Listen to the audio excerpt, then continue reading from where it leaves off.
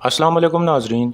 पिछली किस के आखिर में आपने देखा कि असलमो ने अपनी तलवार निकाल कर कहा था तुर्गत को मैं लूँगा कोशिश। यह सुनकर कोशिश हैरान रह गया था। इस किस के आगाज़ में कोशिश कहता है, तुमने रुगातोस से मेरा सौदा कर लिया असलमो, तुम्हारी वफादारी सिर्फ सोने से है। असलमो कहता है, तुर्गत को छोड़ दो कोशिश, ताकि मैं तुम्हें और तुम्हारी खूबसूरत बहन को जिंदा छोड़ दूँ। कोशिश कहता है, मैं हरगिज़ हार नहीं मानूंगा, तुम जो चाहते हो वो तुम्हें नहीं मिलेगा, तुम्हारी जान मैं अपने हाथों से लूँगा।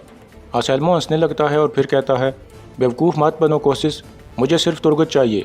तुमने खुद ही तो कहा था कि तुर्गत अहम नहीं है। इसी दौरान तुर्गत मुसलसल अपनी रस्सी काट रहा था। कोशिश मुड़कर मारी की तरफ देखता है तो वो भी उसे हार मानने का इशारा करती है। फिर कोशिश कहता है, ठीक है, तुर्गत तुम्हारा हुआ, सिपाहियों तुर्गत को इसके हवाले कर दो। इसी दौरान उस्मान और उसके सिपाही भी तेज़ी से आगे बढ़ रहे थे। कुछ ही देर में वो कोशिश और असलमो के करीब पहुंच जाते हैं। उन्हें देखकर सब हैरान हो जाते हैं। फिर असलमो कहता है, मार दो इन सब को।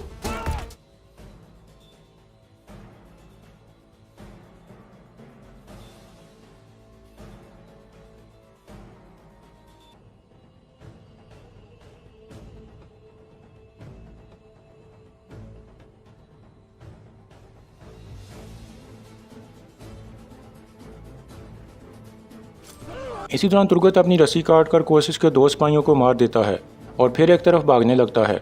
उसे भागता हुआ देखकर असलमो कहता है, भागने मत देना, पकड़ो इसे। यह सुनकर असलमो के आदमी तुर्गत के पीछे भागने लगते हैं। उस्मान भी ज़ोर से कहता है, सिपाहियों तुर्गत साहब के पीछे जाओ, जल्दी करो। इसके बाद उस्मान और सिपाही भी उनके पीछे भागने लगते हैं। तुर्गत भागते भागते एक जगह रुक जाता है ताकि सांस ले सके। इसी दौरान कातलूनिया वाले उसके करीब पहुंच जाते हैं। इस तरह वो तुर्गत को काबू कर लेते हैं। फिर एक आदमी उसे उठाकर चल पड़ता है। इतने में उस्मान और सिपाही उनके करीब पहुंच जाते हैं तो असलमो कहता है, हमला करो। जिसके बाद असलमो के कुछ आदमी उस्मान की तरफ बढ़ते हैं, जबकि बाकी तुर्गत को लेकर दूसरी तरफ चले जाते हैं।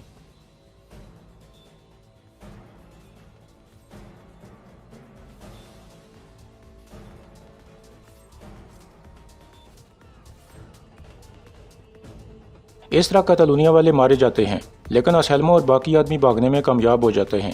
फिर बुरान पूछता है, अब हम क्या करेंगे हुजूर? उस्मान कहता है, वो तुर्गत साहब को कहाँ लेकर गए हैं ये हम जानते हैं, चलो चलें। यह कहकर वो सब रवाना हो जाते हैं। काय कबीले में गोंजा खातून कालीनों वाले खेमे में पहुँचती है तो कालीनों की हालत देखकर हैरान रह जाती है, क्योंकि उन पर नया रंग लगा हुआ था। यह देखकर गोंजा बहुत परेशान हो जाती है। कुछ देर बाद बाला और मलहन खातून भी आ जाती हैं और कालीनों का हाल देखकर चौंक जाती हैं। बाला गुस्से में कहती है, ये कैसे हुआ गोंजा? गोंजा कहती है, हमें नहीं पता बाला, किसी ने कुछ नहीं देखा। बाला कहती है, मैं तुमसे पूछ रही हूँ गोंजा, क्या मैंने कालीनों की देखभाल का काम तुम्हें नहीं सौंपा था? गोंजा बहुत परेशान हो जाती है, जबकि गोगचे खुश हो जाती है। मलन खातून उसे मुस्कुराते हुए देख लेती है। फिर वो बाला को कहती है, अब हम कुछ नहीं कर सकते बाला खातून, हम नई कालीनें तैयार करके तादाद पूरी कर लेंगे। इसी दौरान गोंजा की आंखों में आंसू आ जाते हैं, जबकि गोगचे उसे परेशान देखकर मुस्कुराने लगती है। उधर उस्मान और उसके सिपाही कातलूनिया वालों के ठिकाने पर पहुंच जाते हैं, लेकिन वहां कोई नहीं था। यह देखकर उस्मान और उसके सिपाही परेशान हो जाते हैं। फिर उस्मान कहता है, लाजमी उन्होंने अपना ठिकाना बदल लिया है। यह कहकर उस्मान और सिपाही वापस घोड़ों की तरफ चल पड़ते हैं। इसी दौरान कातलूनिया वाले एक नई जगह पर बैठे हुए थे। असलमो कह रहा था, चूँकि हमारे पास तुर्गत जैसा खजाना मौजूद है, उस्मान हमारा पीछा कभी नहीं छोड़ेगा, उससे कुछ भी तवक्को की जा सकती है। दूसरा आदमी कहता है, आप सही कह रहे हैं कमांडर असलमो, लेकिन वो यहाँ हमें कभी नहीं ढूंढ सकता। दूसरी जानब काय कबीले में कुमराल अब्दाल पादरी ग्रेगोर के खेमे में पहुँचते हैं ताकि ग्रेगोर के जख्म का इलाज कर सकें। जख्म देखकर कुमराल अब्दाल कहते हैं, यह खुदा हुआ जख्म है, बताओ ये कैसे हुआ? अंद्रयास कहता है, यह उस वक्त हुआ जब हम भाग रहे थे, पादरी ग्रेगोर गिर गए थे। कुमराल अब्दाल कहते हैं, मैंने बहुत लोगों को भागते और गिरते देखा है, लेकिन इस तरह का जख्म कभी नहीं देखा। यह कहकर कुमराल अब्दाल जख्म का इलाज शुरू कर देते हैं और ऊपर दवा लगाते हैं। इसी दौरान उस्मान वापस कबीले में पहुंच चुका था और कह रहा था, अगर वो असलमो कोशिश का आदमी होता तो फिर वो उस पर तलवार ना निकालता।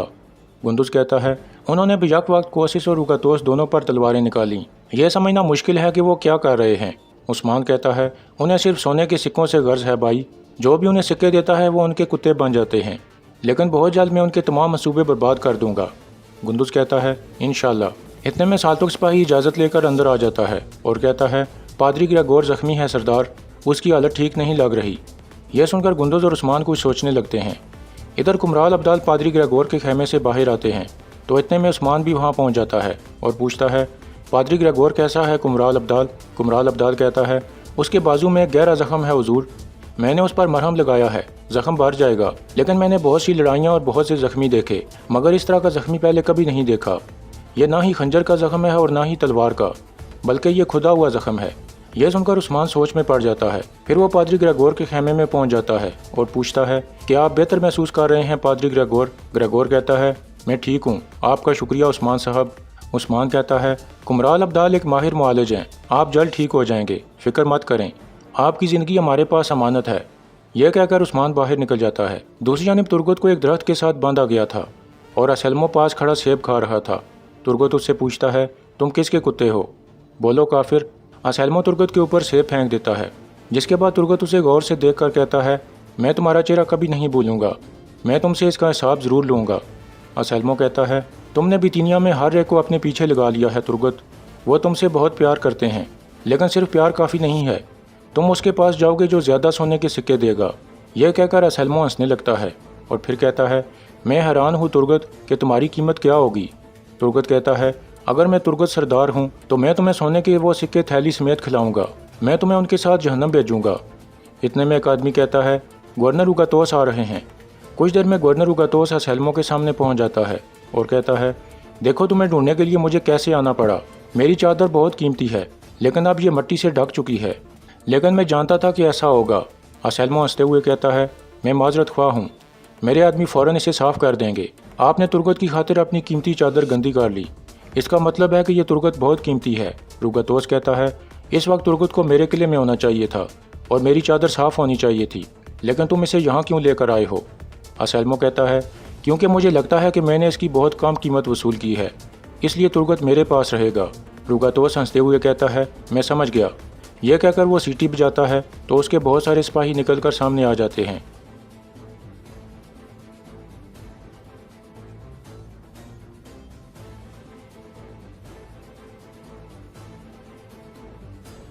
यह देखकर असलमो अपने खास आदमी को कहता है तुर्गत को यहाँ ले आओ।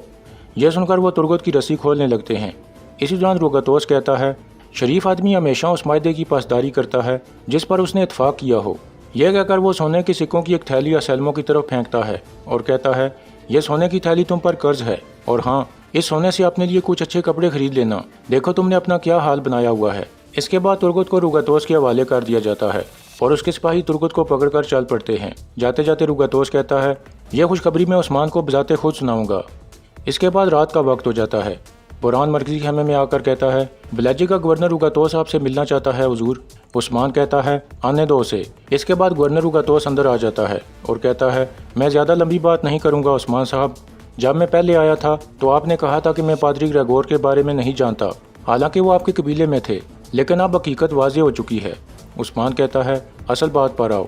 तो रुगतोस कहता है मैं यहाँ अपने दोस्त पादरी ग्रेगोर का मुतालबा करने खाली हाथ नहीं आया, मेरे पास भी कोई है जो आपके लिए बहुत कीमती है, और वो है तुर्गत। अगर तुर्गत आपके लिए उतना ही अहम है जितना मैंने सुना है तो कल दोपहर को आप पादरी ग्रेगोर को चकरजी के मकाम पर ले आइएगा, अगर आप ना आए तो तुर्गत मारा जाएगा। यह कहकर रुगतोस बाहर निकल जाता है। उसके जाने के बाद उस्मान कहता है तो वो रुगतोस ही है जो शुरू से कतलुनिया वालों के साथ मिलकर काम कर रहा है। जिरगा बुलाओ, हम इस मामले पर बात करेंगे। इसी दौरान हरमन काया किले में कोशिश कह रहा था तो बताओ बहादुर, काय कबीले से हमारे लिए क्या खबर लाए हो? तुर्गत उस्मान के पास है या नहीं? बहादुर कहता है नहीं, वो उसके पास नहीं है। कोशिश कहता है अगर तुर्गत उसके पास नहीं है तो फिर वो रुगतोस के पास होगा, फिक्र ना करो, उस्मान उसे ले आएगा। फिर कोशिश उसे जाने का इशारा करता है और उसके जाने के बाद कहता है रुगतोस तुर्गत के बदले में पादरी ग्रेगोर को हासिल करेगा, और अगर ऐसा हुआ तो शहंशाह की नज़र में मेरी साख बर्बाद हो जाएगी मारी। दूसरी तरफ सोगत में शेख अदब वाली उस्मान को कह रहे थे अगर तुम पादरी ग्रेगोर को उनके हवाले करते हो तो तुम्हारे इत्तेहादी कहेंगे कि उस्मान कमज़ोरी दिखा रहा है, और अगर तुम ऐसा नहीं करते तो एक तुर्क सरदार काफरों के हाथों में कैदी बन जाएगा। उस्मान कहता है आप सही कह रहे हैं, हम एक मुश्किल सूरत हाल में फंस गए हैं, मैं रवैयात की पासदारी करूँगा, मैं तुर्गत साहब को गवर्नर के हाथों से बचाऊँगा और पादरी ग्रेगोर को भी उसके पास नहीं रहने दूँगा। इसके बाद सुबह का वक्त हो जाता है। मारी काय कबीले में पहुँच जाती है। उसे देखकर बाला काफ़ी हैरान होती है। फिर मारी घोड़े से उतरती है तो बाला उसे खुशामदीद कहती है और फिर कहती है मेरे ख्याल में आप कालीनें देखने आई हैं। मारी कहती है कालीनें देखने से पहले मैं आपसे कुछ अहम बात करना चाहती हूँ। इसके बाद मारी बाला खातून को एक रुमाल पकड़ा देती है। बाला उसे खोलती है तो उसमें खंजर की म्यान पड़ी थी। बाला पूछती है ये क्या है मारी? मारी कहती है तुर्गत को जो खंजर मैंने दिया है ये उसकी म्यान है। मैंने फ़रार होने में उसकी मदद की थी, वो मेरी वजह से भाग गया। बाला पूछती है, ऐसा क्यों किया आपने? मारी कहती है, मैं चाहती थी कि तुर्गत उस्मान साहब के पास पहुंच जाए, लेकिन ऐसा ना हो सका। अगर ये बात आप उस्मान साहब को बता दें तो मुझे खुशी होगी। बाला कहती है, शुक्रिया मारी, आप फिक्र ना करें, मैं खुद उस्मान साहब से बात करूंगी। चलिए आपको कालीनें दिखाते हैं। इसी दौरान उस्मान पादरी ग्रेगोर के पास पहुंचता है और कहता है, आप ठीक लग रहे हैं पादरी ग्रेगोर, आपका ज़ख्म कैसा है? ग्रेगोर कहता है, आपका शुक्रिया उस्मान साहब, मुझे लगता है कि मेरा ज़ख्म तेज़ी से ठीक हो रहा है। उस्मान कहता है, तो फिर आप तैयारी शुरू कर दें, आप रुकातोस की तरफ जाएंगे।